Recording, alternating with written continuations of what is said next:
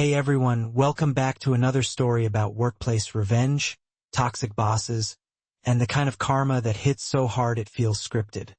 And today's story starts with a man getting fired the exact same day he was diagnosed with cancer, then losing his health insurance because his new CEO wanted to teach him a lesson. The funny part? That CEO thought he was getting rid of a difficult employee. What he actually did was quietly detonate his own company from the inside out. Yeah, that happened. My name's Sam, and back when all this happened, I was a software architect working for a fintech company in Karachi. We handled payment processing for small businesses, the kind of systems nobody notices until they stop working, and then suddenly thousands of people start screaming at once. I spent almost 10 years there. And when I say I built that company's infrastructure, I mean it literally. The databases, the merchant dashboards, the bank integrations, the reconciliation engine. Most of it had my fingerprints all over it. Some parts only had my fingerprints on them because nobody else cared enough to learn how they worked. The founder, a guy everyone called Mr. Rahman, was old school as hell. Loud, stubborn, sometimes late with payroll. But underneath all that, he genuinely cared about people. A few years earlier, when my mother needed surgery, he paid the hospital before I even asked for help. Just waved his hand and told me, "Take care of your family first. Work can wait." That kind of loyalty sticks with you, so I stayed. I joined the company fresh out of college at 23, and by the time I hit my early 30s, I'd basically grown up there. The office felt more familiar than my own apartment. Then Mr. Rahman had a heart attack. He survived, thankfully, but the doctors forced him to step away from day-to-day operations, and that's when everything changed. He hired a new COO named Victor to modernize the company. Victor had the perfect MBA smile. Expensive suits, polished accent, the kind of guy who says things like optimize synergy with a straight face. And within about 2 weeks, he decided he hated me. Honestly, I think it was because I was one of the only people in the building who wasn't impressed by him. I was also the only person who could tell him, "No, that's technically impossible," without sounding scared. He didn't like that. Victor started replacing senior developers with his own people almost immediately. Not talented engineers either, friends, cousins, random guys from his networking circle. One of them genuinely asked me why we used Git instead of just emailing zip files back and forth. I remember staring at him thinking, there is absolutely no way this man touches production servers.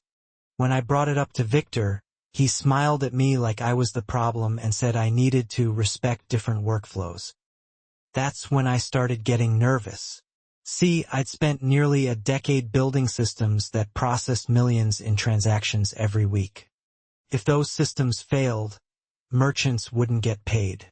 Phones would start ringing at 9 in the morning and wouldn't stop until midnight. So quietly, I prepared for the possibility that one day I might be forced out. Now before anyone gets dramatic, no, I didn't plant a bomb in the code or anything illegal like that. What I built were maintenance safeguards. Systems designed to protect critical infrastructure if proper handovers weren't completed. If a senior admin disappeared without authorization, certain integrations would pause automatically until security reviews were completed. Credentials rotated on schedules. Some services required hardware token verification before major overrides. Everything had documentation. Everything had written approval. Mr. Rahman himself had signed off on most of it years earlier because, in his words, "If you ever leave us, I want enough time to make sure the company survives." At the time, it sounded responsible.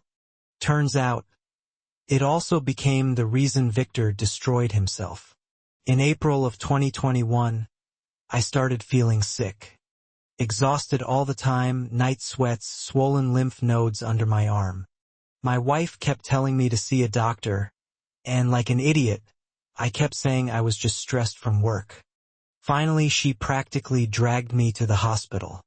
A few tests later, the doctor sat down across from me, folded his hands together, and told me I had stage 2 lymphoma. I still remember the silence after he said it. Not dramatic movie silence either, real silence where your brain just refuses to process reality for a minute. The good news was it was treatable.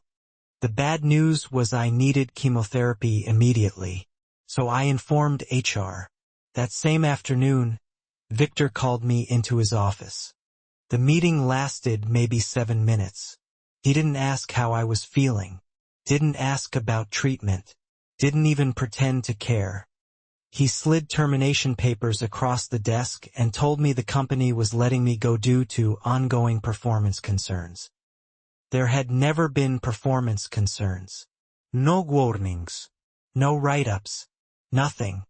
Then he leaned back in his chair and said something I'll probably remember for the rest of my life. We need people capable of giving 100%. In your condition, that's unrealistic. And then, almost casually, he added that my company health insurance would terminate immediately alongside my employment. Like he was reminding me where to park. The HR girl sitting beside him looked horrified. She couldn't have been older than 24, and she kept clutching the folder against her chest like a shield. Honestly, I felt bad for her. I signed the paperwork without arguing, packed my desk into a cardboard box, then sat alone in my car for almost 20 minutes staring through the windshield. I wasn't even angry yet. Mostly I was scared about telling my wife. But somewhere in the middle of all that fear, another thought quietly appeared in my head. Victor had just made the biggest mistake of his entire career. The first few days after I left, nothing happened. Victor held a company meeting and proudly announced the business would now move faster without legacy thinking slowing innovation. His little circle applauded. The real engineers stayed silent. On day 4, the first integration heartbeat failed. One of the merchant settlement systems paused itself after not receiving required admin verification. Nobody noticed. The guy Victor assigned to replace me apparently never even checked the monitoring dashboard. By day 7, 2 more integrations stopped syncing. Merchant reports stopped arriving. Support tickets started piling up. Victor responded by yelling at customer support for poor communication skills. Then day 9 arrived. Credential rotation day. The system automatically generated new API credentials, exactly like it was supposed to. But provisioning them required a hardware authentication token. The same token I'd handed to security when I got fired. Nobody could find it. Worse than that, nobody even knew it existed because Victor had never read the documentation I emailed him twice. And this is where things really turned into a disaster movie. There was a junior developer named Malik who still messaged me occasionally asking for career advice. A good kid. A week after everything started breaking, Malik told me Victor's team panicked and started brute-forcing admin access from inside the company network. That triggered the fraud detection safeguards. The system interpreted the activity as suspicious and automatically locked itself into read-only mode. Boom. No transactions. No edits. No overrides. And the only way out required the hardware token nobody could locate. Then came the fatal blow. An old automated email template I'd written years earlier activated after prolonged integration failure and sent notifications to over 300. Merchants saying their accounts had been suspended pending review. That template existed for legitimate fraud cases. But now the system assumed every merchant account was compromised. Customers panicked instantly. 3 major contracts were terminated within 48 hours. One of them was the company's second-largest revenue source. And then, because apparently things weren't catastrophic enough already, one of Victor's genius hires attempted to roll back the production database manually. Let me explain something real quick. Trying to roll back a live fintech production database without understanding the architecture is basically like attempting heart surgery with a chainsaw. The rollback collided with corrupted transactional data already spreading through the system. The primary database wiped itself trying to restore an invalid state. And the backups? Victor had canceled the offsite backup provider months earlier to save money. So those failed too. Years of customer data, transaction records, merchant configurations, gone. Just completely gone. I found out while sitting in an oncology ward with an 4 in my arm. Mr. Rahman called me personally and explained everything in this exhausted, defeated voice. I actually had to set the phone down because I started laughing so hard the nurse looked concerned. My wife glanced over from her chair and asked, "Is that him?" I nodded. She smiled a little and went back to reading her book. A week later, Mr. Rahman came to visit me in the hospital. He looked older than I remembered. He sat beside my bed and apologized for almost 10 straight minutes. Said he should have listened to me. Said after the heart attack he got tired of fighting and let Victor do whatever he wanted. Then he told me something that honestly still gets to me. He said he would personally pay every single medical bill I had because losing my insurance happened under his watch. I tried refusing. He told me to shut up. So I shut up. Victor got fired the next month.